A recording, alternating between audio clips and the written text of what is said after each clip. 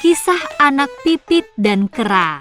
Ada seekor kera yang tinggal sendiri di atas pohon di dekat sebuah tepian. Kera itu ditinggalkan kawan-kawannya karena ia sombong dan mementingkan diri sendiri. Dia menganggap pohon tempat tinggalnya itu miliknya sehingga kera-kera lain tidak diizinkan tinggal di sana. Tepian mandi itu pun dianggap miliknya. Ada seekor itik yang selalu pergi ke tepian itu. Dia senang mandi sepuas-puasnya di tepian itu setelah selesai mencari makan dan kenyang perutnya. Pada mulanya, kera membiarkan itik itu mandi di tepian. Akan tetapi, ketika dia melihat air di tepian menjadi keruh setiap itik itu selesai, dia pun marah. Cis tak tahu malu, mandi di tepian orang lain, maki kera kepada itik yang baru saja selesai mandi. Bercerminlah dirimu yang buruk rupa itu. Patukmu seperti sudu, paruh yang lebar. Matamu sipit seperti pampijit, kutu busuk. Sayapmu lebar seperti kajang sebidang, selembar atap dari daun nipah. Jari-jarimu berselaput jadi satu. Enyahlah kau, itik jelek. Itik malu dan sakit hati dicemooh seperti itu. Ingin sekali dia menantang kera untuk berkelahi. Akan tetapi, dia takut dikalahkan kera besar itu.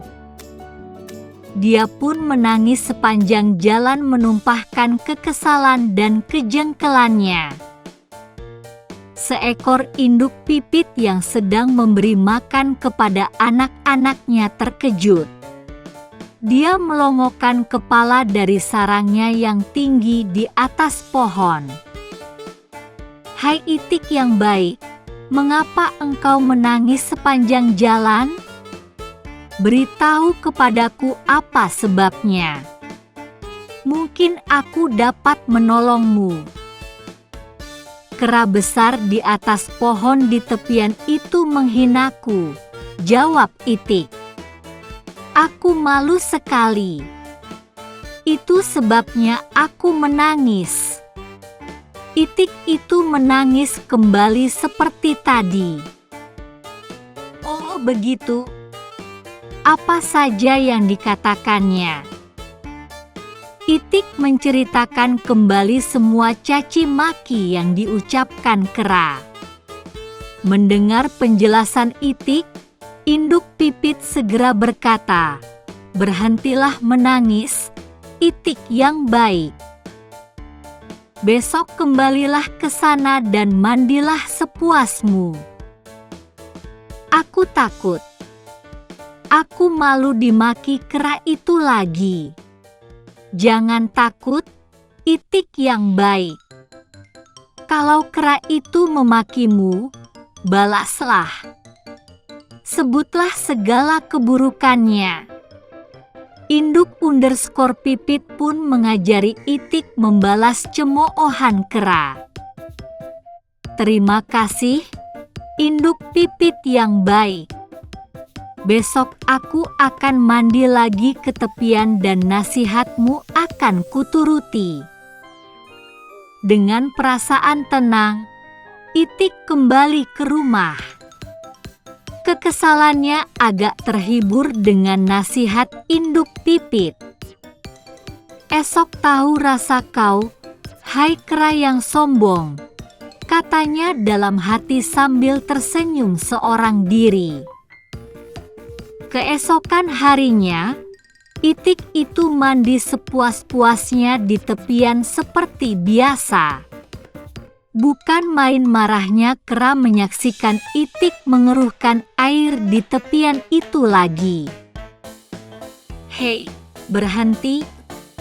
Apakah engkau tetap tak punya rasa malu? Jeritnya dari atas dahan.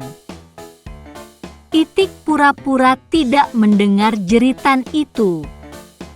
Dia terus mandi dan mengepak-ngepakkan sayapnya. Setelah puas, barulah dia naik ke tebing dan selap pulang ke rumah. Seperti kemarin, kera kembali mencaci maki sepuas-puasnya. Dengan tenang Itik mendengarkan. Setelah kera puas mengungkapkan keburukan dan kejelekannya, Itik pun membalas, "Apakah engkau merasa cantik? Berkacalah di muka air di tepian itu. Tubuhmu ditumbuhi bulu-bulu kasar. Kepalamu seperti buah tandui, sejenis kuini mempelam yang tumbuh di hutan, dilumu, dimasukkan ke mulut sambil diambil sarinya hingga tersisa biji dan ampasnya. Telapak tanganmu hitam kotor. Kuku-kukumu." Belum selesai Itik membalas caciannya, kera itu segera memotong, "Lancang sekali mulutmu. Tentu ada binatang lain yang memberitahu kepada kamu." "Tentu saja, hai kera angkuh. Tidak jauh dari sini seekor induk pipit membuat sarang. Dialah yang mengajariku. Kurang ajar. Aku akan datang ke sarangnya." Itik bergegas pulang ke rumahnya. Dia memberitahu induk pipit tentang niat busuk kera sombong itu. "Alangkah bodohnya engkau," kata induk pipit dengan kesal. "Seharusnya tidak kau sebutkan siapa yang mengajarimu. Rupamu bukan hanya jelek, tetapi engkau pun..." Belum sempat induk pipit bersiap-siap mengungsi, kera sudah mendatangi sarangnya dan langsung menerkamnya. Akan tetapi, dengan sigap induk pipit itu terbang. Sayang, anak pipit tidak sempat dibawa untuk menyelamatkan diri.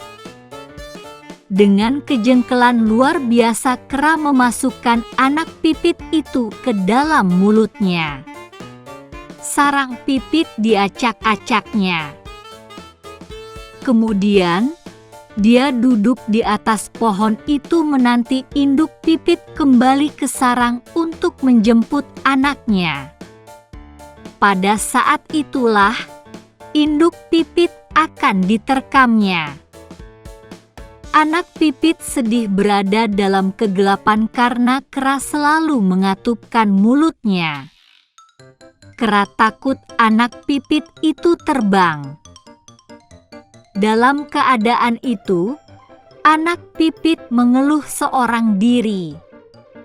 Setiap keluhannya dijawab kera dengan gumaman. "Anak pipit dan kera, apakah ibuku sudah datang? Apakah ibuku sudah mandi? Apakah bapak dan ibu sudah tidur?" Kera tidak dapat menahan geli. Dia tertawa mengakak hingga mulutnya terbuka lebar. Anak pipit tidak melewatkan kesempatan baik itu. Dia terbang mencari induknya. Kera menyumpah sejadi-jadinya. Dia merasa tertipu. Apalagi anak pipit itu meninggalkan sesuatu di dalam mulutnya. Di daun lidahnya ada kotoran anak pipit. Kera benar-benar merasa kalah.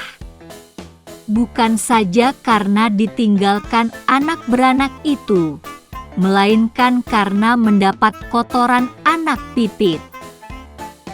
Kera marah bukan main. Akal sehatnya hilang. Dia mencari sembilu yang tajam dan kotoran anak Pipit itu bukan dikaisnya dengan sembilu, melainkan lidahnya yang dipotong. Darah pun tak henti-hentinya mengalir dari lidahnya. Dia menggelepar-gelepar kesakitan, lalu jatuh dari dahan dan mati seketika. Tamatlah riwayat kera besar yang sombong itu.